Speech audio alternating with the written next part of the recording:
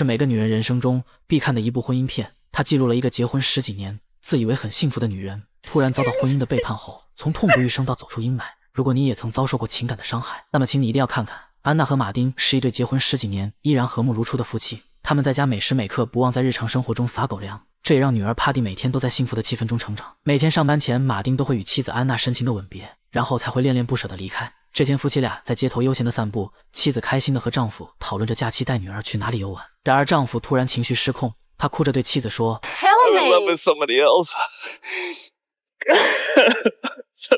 I'm seeing another woman.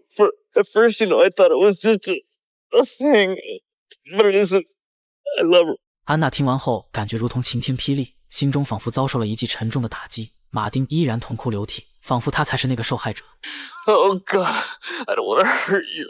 I want to hurt Patty. 安娜无法理解他们之间10几年的感情怎么就说变就变了。她不想再看见这个虚伪的男人，于是她强装坚定转身离开，拼命忍住身体的颤抖，强迫自己站稳，直到她转过一个街角，看不见丈夫的身影时，才忍不住开始剧烈干呕。而站在不远处的马丁目睹了这一切，却没有上前安慰她，反而迅速收起了那伪装出来的眼泪，转身匆匆离去。安娜难以承受内心的痛苦，只能找到自己的闺蜜们倾诉，将自己心中的伤痛毫无保留地说了出来。显然闺蜜们也都是过来人，她们一致劝安娜，既然已经遇到这样的背叛，就应该果断离婚，拖得越久只会让自己更痛苦。当然也有一位闺蜜持不同的看法，她觉得马丁只是为了暂时的欲望，而并非心意已变，可能只需要等上2个月，她就会重新回头。安娜心里并没有纠结要不要原谅丈夫，而是感到深深的无助。I'm sad, Elaine. I'm sad, I'm lonely, I'm depressed. What do you want me to say? What do you want me to say? 她知道面对丈夫的背叛，自己不可能因为几句闺蜜的劝解就轻易放下。正当她走到门口准备换衣服时，突然一个男生走了进来。 Hello. How are you? 回到家后，女儿也得知了父亲出轨的事。Mom, I hate him. I hate him too. 这一刻也许是她最为欣慰的时候，至少在这一场风暴中，女儿选择了站在自己这边。在安抚好女儿的情绪后，安娜在经过一面镜子时，忍不住停下脚步，望向镜中的自己。她看到那个从青春年少到如今已不再年轻的自己，忽然间安娜的心里涌上一股难言的感受。10几年来，她对丈夫的爱和无私付出，仿佛都成了一个笑话。安娜感觉自己每一天都沉浸在无尽的疲惫中，身体无力，心情也变得越来越沉重。她去医院检查了一遍，医生告诉她身体一切正常。这种状态在经历丈夫背叛后很常见。尽管如此，医生在谈话中却突然提出，要不要晚上一起喝一杯。 Is that a pass, Arthur? No, it was an invitation to have a drink. How come I never got an invitation to have a drink when I was married?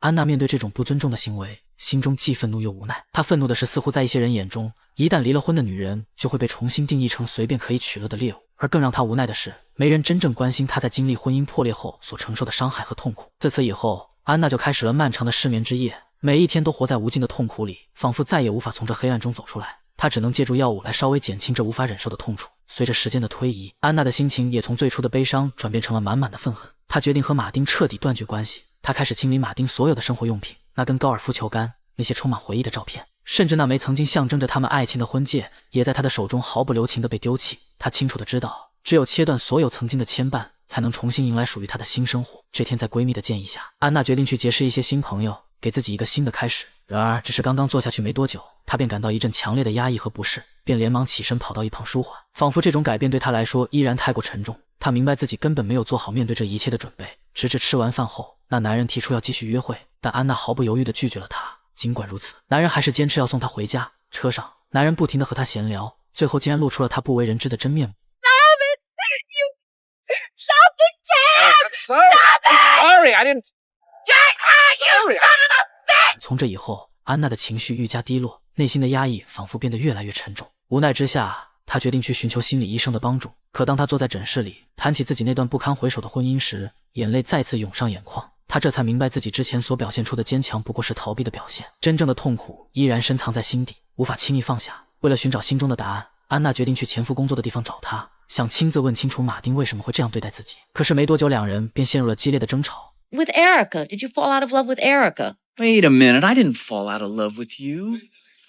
I love you. I mean, all right, it's different now, but I love you. I can't just erase all those years. Listen, if you want to sit up here with me and have a conversation, that's great. I'd like to do that. But if you want to have an argument...安娜以为自己终于能从这场对话中找到一点解答，然而马丁的一句话却如同沉重的铁锤，把他那脆弱的心再次击得粉碎。Well, I'm gonna marry her. The awesome sanctity of marriage. 面对突如其来的消息，让安娜本已低落的心情变得更加压抑和沉闷。无奈之下，安娜找到了她的闺蜜们，想要倾诉心中的委屈和苦楚。可当大家谈起自己的遭遇时， Self-esteem in the American woman. Once divorced, sleeping around, drinking too much, pretending to have a lot of self-you-know-what, really having next to none.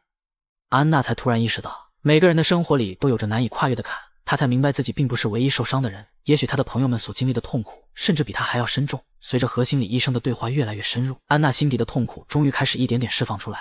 Everywhere I go, I see couples. I see people holding hands or their arms around each other, cheek to cheek. Or... 医生告诉她，3年前她离婚的时候，同样也经历过孤独与痛苦，甚至连她自己也无法通过简单的办法消除那些痛苦。医生温柔地告诉她，感受到愤怒、嫉妒、沮丧都是正常的情绪，是人就有感情，没必要因为他们而感到内疚。安娜感觉自己像被掏空了一样，突然崩溃，泪如泉涌。她紧紧盯着医生，渴望从他那儿得到走出痛苦的钥匙。可医生却告诉她，他无法给她一个具体的答案，因为这不是她的人生。如果我是你，我会花时间与朋友们相聚，就像你已经在做的那样。只有那些愿意自救的人才能被救赎。医生鼓励她打开那扇门，勇敢地走出去，不要害怕去认识新的男人。安娜决定听从医生的建议，鼓起勇气走进了酒吧，想着或许可以通过结识新的人来走出心里的阴霾。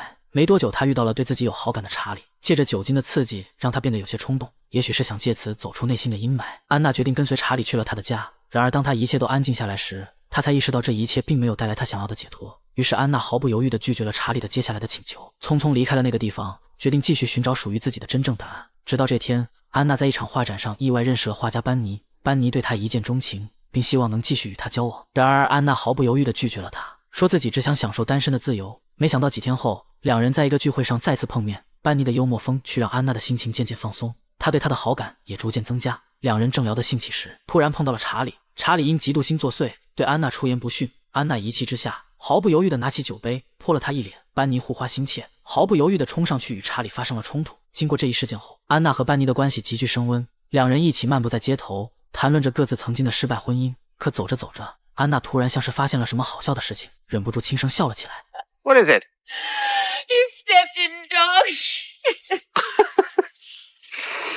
Ah! I think this is poodle shit. 然而这一幕让安娜不禁回想起几个月前的一件事，她和马丁一起晨跑，突然马丁遇到了类似的尴尬情境，当时安娜毫不犹豫地帮他清理，但马丁却没有一丝感激之情，反而在那时对他发火。 Tell you something, Erica. The longer I'm married to you, the more you sound like my mother.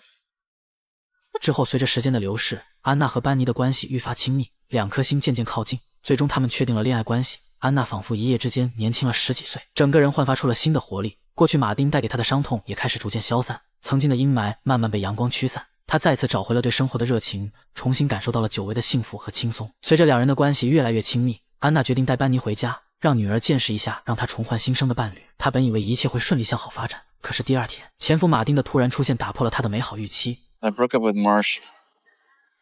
I'm surprised. Yeah, I am too, kind of. Well, truth of it is she left me. I don't know. I mean, the minute I moved in there, we stopped having fun. I'm sorry for you. I want to come back. No. Will you think about it? No. Thinking you could think of me and this guy who was sick for a long time, you know, and then recovered. Think you could do that? Doesn't work that way. 安娜坚定地拒绝了与马丁的任何接触，她不愿再让他再一次扰乱自己已经开始恢复的生活。可是这边她和班尼又发生了感情危机。班尼计划去风景如画的佛蒙特州待5个月，一边休闲度假，一边创作他的绘画作品。但安娜却不愿意放弃自己来之不易的工作。她深知自己已经有16年没有完全为自己而活了。上一段失败的婚姻让她深刻认识到，女人一定要自立自强，因为最终能依赖的只有自己。 I wouldn't try to stop you. What do you mean you approve? What? I don't understand that word. Why are you saying you Oh, approve? no. I'm not doing this for your approval, listen, you know. let me finish. No, that's Please. really not what I have on my mind. All I meant I hate was that. Yes. 她不想再依附于别人，生活也不需要他人的干预与许可。我觉得自己一直没有过真正的自己，你明白我的意思吗？最终安娜还是拒绝了班尼的邀请，不管他怎么哀求，她只愿意在周末的假期里去见他。而不是为了任何人改变自己的生活节奏。为了彻底告别过去的生活，安娜选择搬出了原来的家，租了一间新房子。她深知只有自己做主，生活才能真正属于自己。她决定不再为取悦别人而妥协，绝不让自己变成他人的附属品。她要重新找回自己的独立和自由，做回真正的自己。在现代社会中，女性需要建立独立的人格和价值观，不能把全部的人生寄托在婚姻上。真正的幸福来自于做回真实的自己，而不是成为他人的附属品。女性需要在婚姻中保持自我认同，经济独立是女性维持自主权的重要保障。婚姻失败不是终点，而可能是重获自我的起点。